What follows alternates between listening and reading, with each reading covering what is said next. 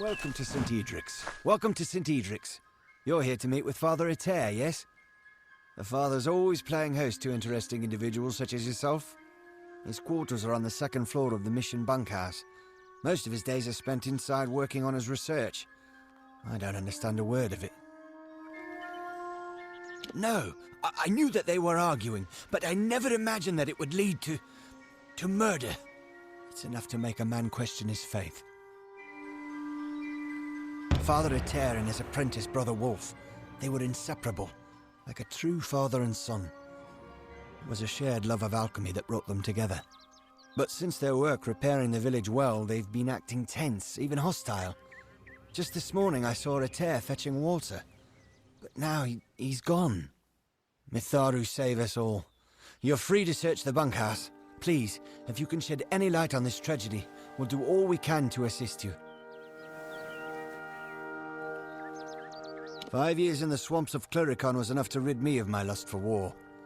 I was an impetuous youth, raised by the back of my father's right hand.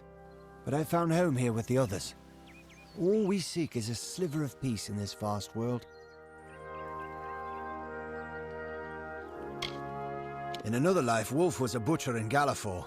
He's a naive sort, and his gifts do not lie in prayer. But Father Eter believed that Wolf had been called.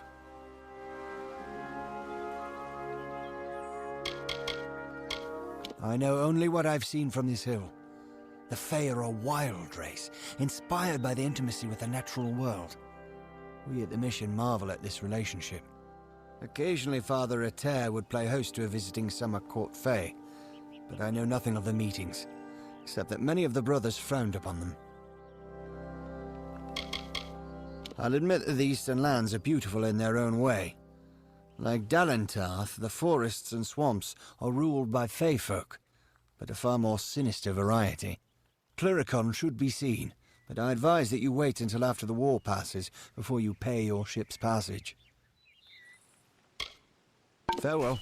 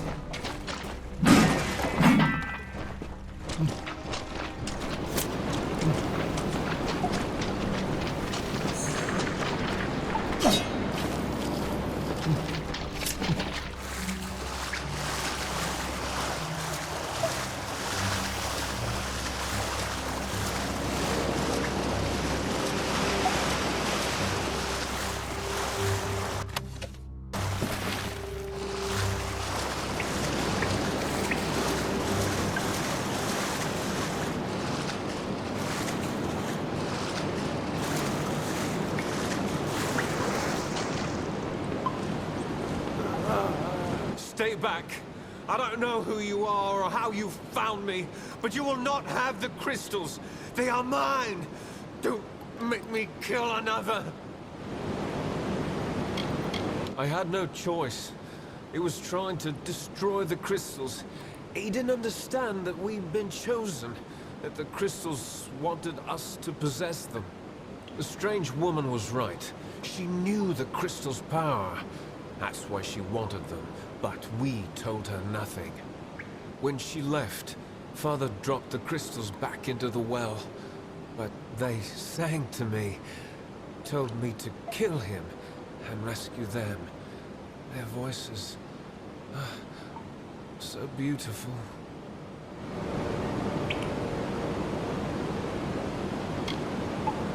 Why would I want to do that? The Song of the Crystal is the only truth that has ever kept its promise of power. Mitharu? Never. Father Eter? No. The maid was right. The crystal gives the power to end the pain. Get out of here.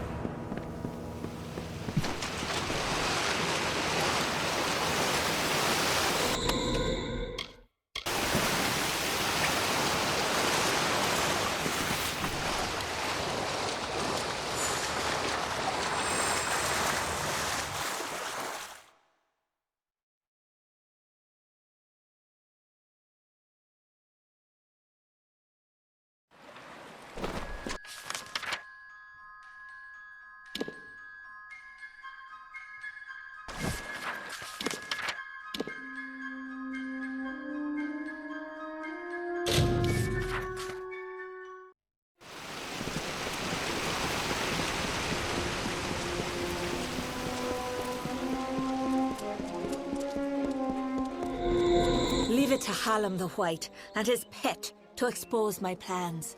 You will regret ever joining the House of Ballads.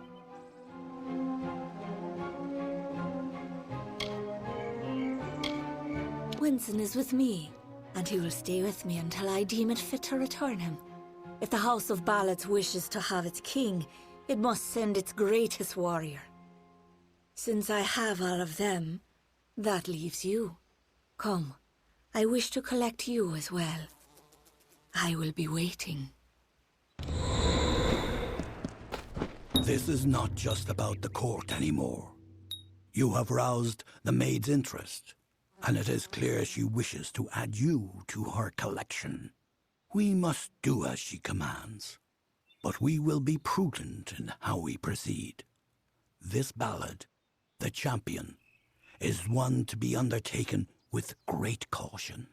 So, Sagrul, are you ready to make the preparations and depart? Now is the time. Then it is time. You are the last knight of the House of Ballads. You represent all that we've been through, all that we are, in this telling and all those to come. There is little you can do to prepare for the journey ahead, but take another resurrection potion like the one you used to save Ferrara. You may need it. This is all I can offer you. The rest of the story is yours to tell. One can always find what is sought if the desire is strong enough. Venture northeast of the House of Ballads, and you will find your way. You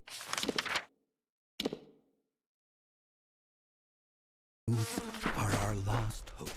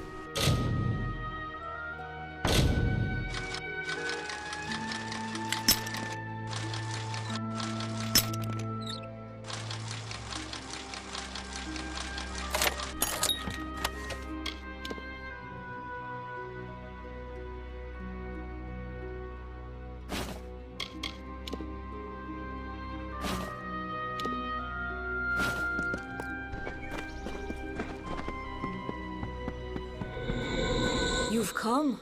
Wise. Wiser than those other fools in the House of Ballads.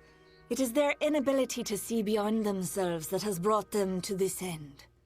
This is my realm, and any who seek to cross it must first face my challenges. The Wall of Thorns awaits. You will not lay eyes on him until I find you worthy of it. I pull your strings now. If you wish to rescue your friends, you must cross the field of battle.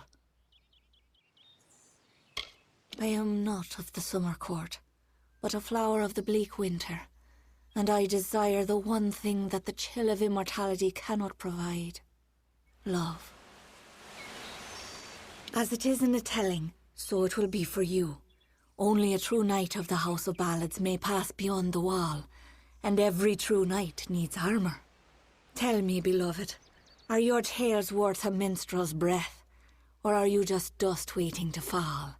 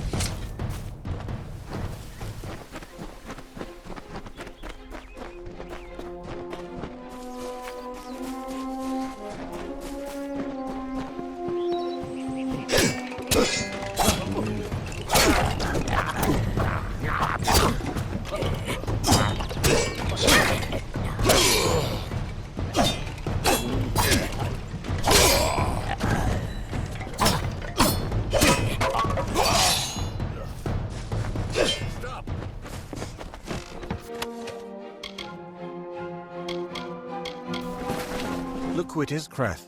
Hallam the White has sent his right hand to tear at Our Lady's good name. You are interrupting a duel for the ages. There can only be one Windermere champion, and it shall be me. Of course, Creth has never been one to concede gracefully. Need our armor? Is this a jest? You will never impress the maid. She is only interested in true knights of the realm. Perhaps you can help us choose, Sigrel. Creth and I were just fighting over who should be the maid's true champion. Unless you believe yourself worthy of such an honor, then by all means challenge one of us to a duel. The prize, your sought-after armor.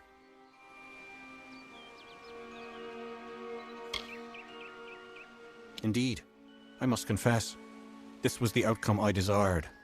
Shall we?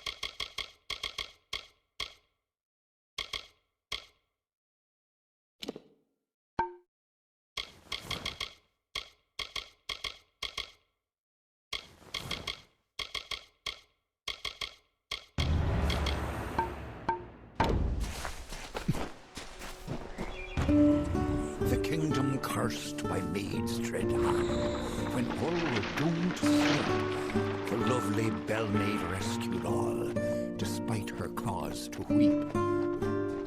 And why did Bell-maid cry, you ask? Her king, Wenson, was ill. The evil maid of Windermere had tried to break his will.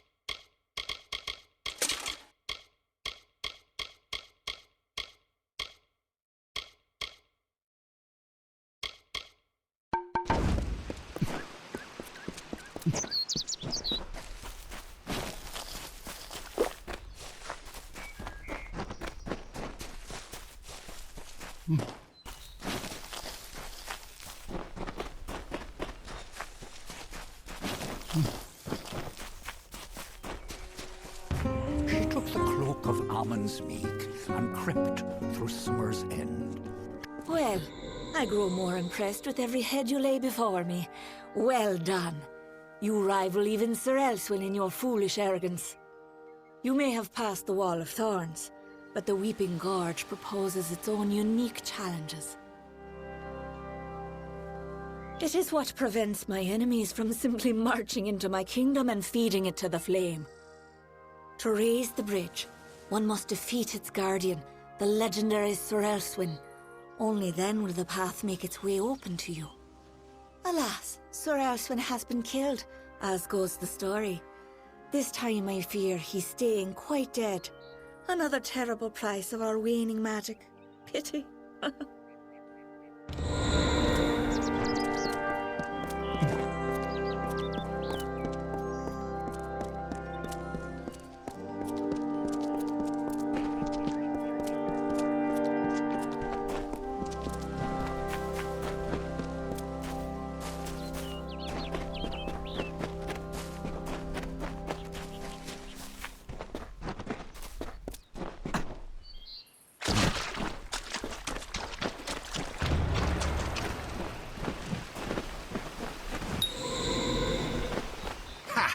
I have you right where I...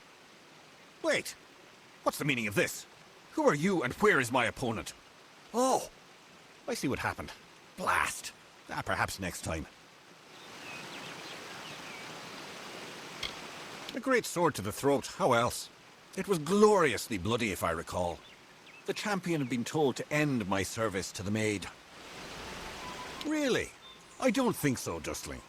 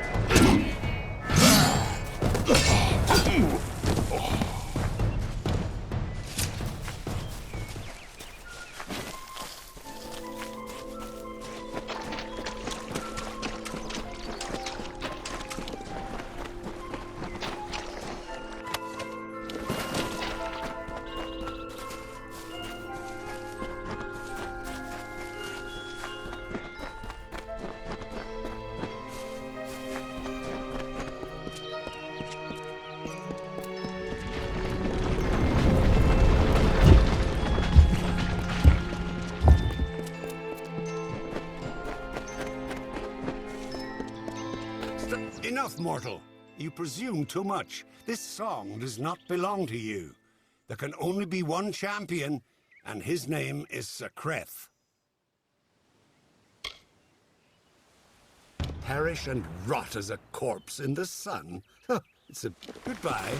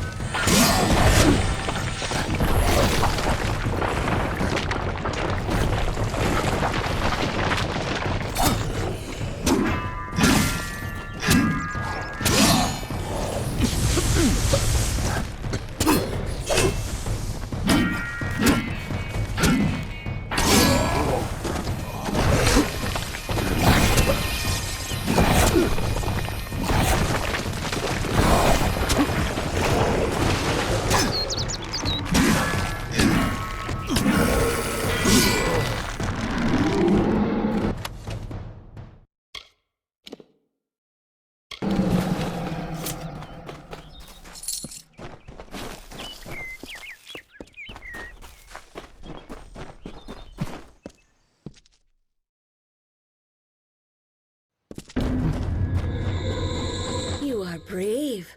No mortal has ever set foot in my domain. Isn't it wondrous? I've spent centuries whispering my wishes to the earth, the trees. The crystal has made it so. Never before has there been one worthy of sharing it with me. Do you fancy yourself a ruler?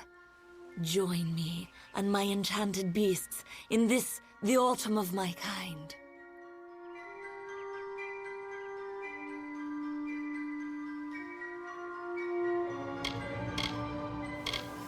And you mean it. That is why you so fascinate me. You continue to snarl, even in the face of your own demise. Admirable. Stupid, but admirable.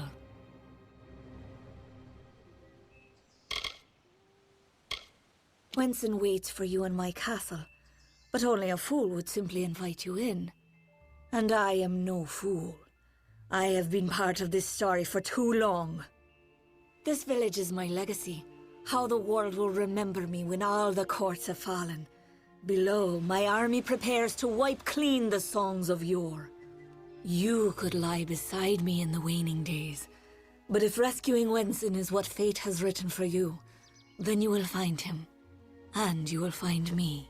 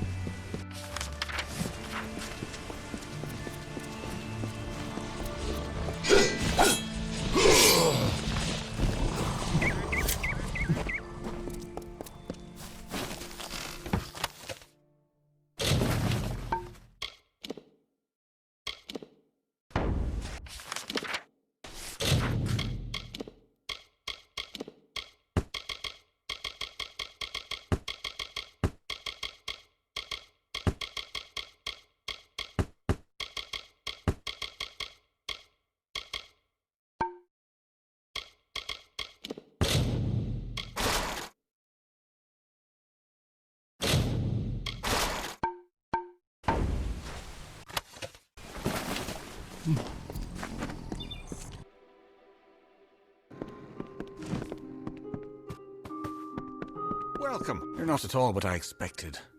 I am Sagrel, Chancellor of Windermere. She said you were beautiful, although I have noticed that she has peculiar tastes. You're just in time. Our little army is building up quite nicely. I was beginning to fear that we'd actually have to execute the lady's plans, ludicrous as they are. Of course you are. Forgive me. I often forget that my time with the House of Ballads is past. Now I am but a prisoner of the Maid. We all are. You see, this place, it's calm. It is only an illusion. The Maid uses her strange crystals to pacify the beasts, just as she enchants our friends. We must destroy the crystals to earn our freedom. But they are invisible to all but the Maid. It is her song that calls them. The crystals are hidden around the village and forest of Summer's End. You cannot see them with the naked eye. They appear only when summoned by a musical tone. You must hurry.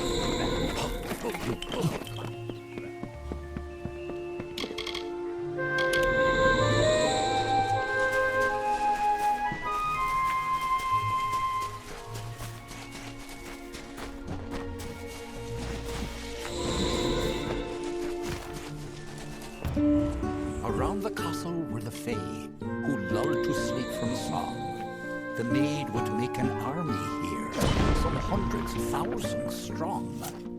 And like the rakish Sir Sagrel, Bellmaid snuck through entranced glade, and found the source of evil there, a crystal of the Maid.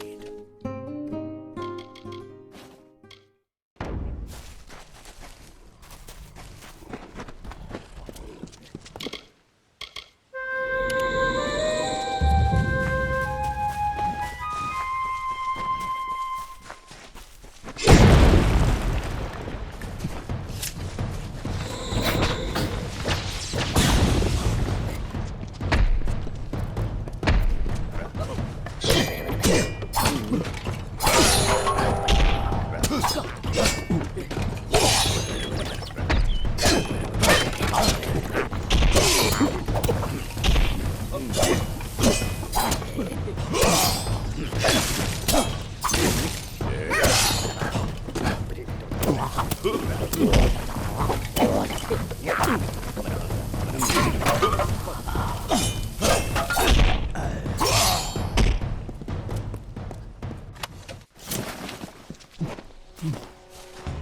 mighty fey hammer she took in hand, and, singing like the lark, she ended the enchanting haze that deepened in the dark.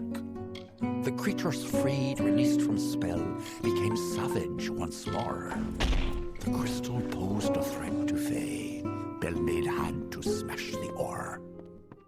Hello. Quite a display, my friend. It makes me proud to share a name. You made quick work of the maid's army. The lady herself, however, will prove more formidable. Take this. It's the key to the village bell house. That bell rings with the same tone as the flute, only louder.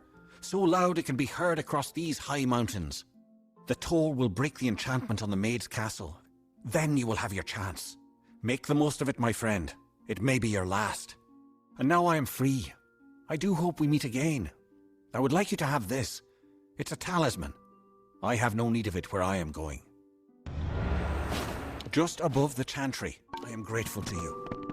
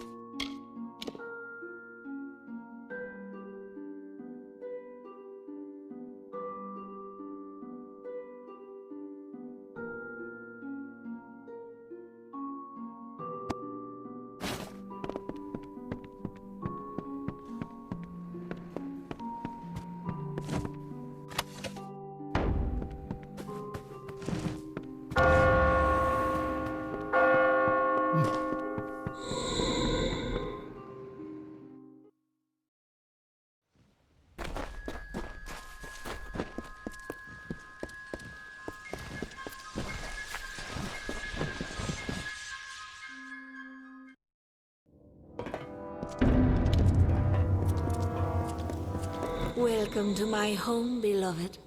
I hope it suits your fancy, for you will never leave it.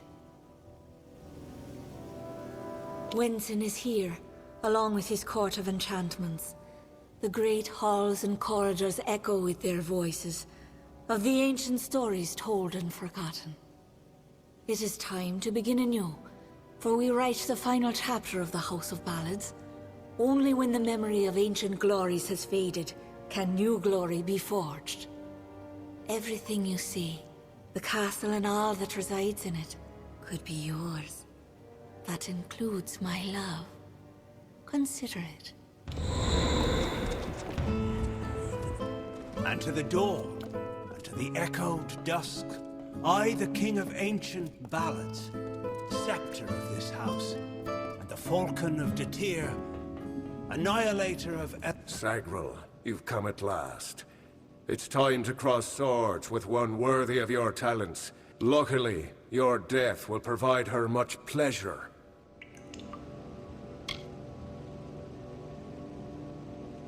I honor the Emerald Lady with every head I lay at her feet. Yours is next.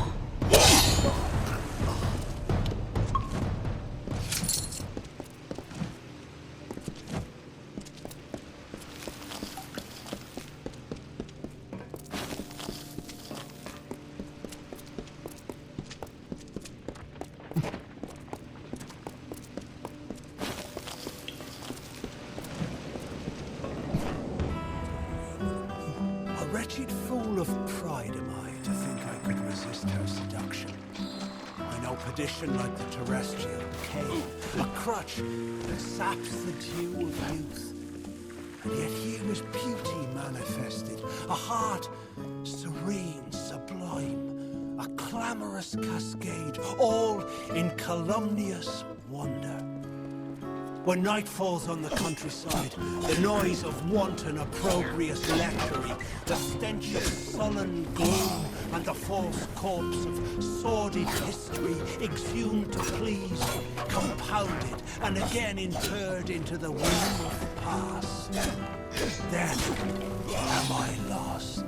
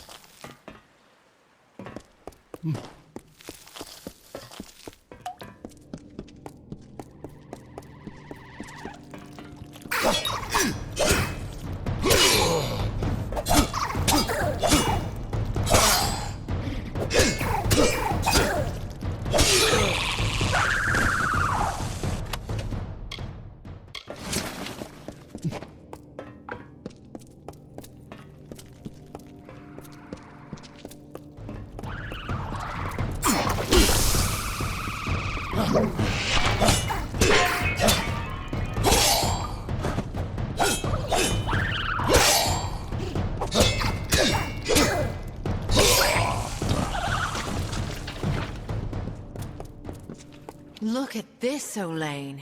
The maid's old keep still has vermin lurking in its shadows. Tell me, I know who I am. I am Bellmaid. servant of the Queen of Spring, the Maid of Windermere.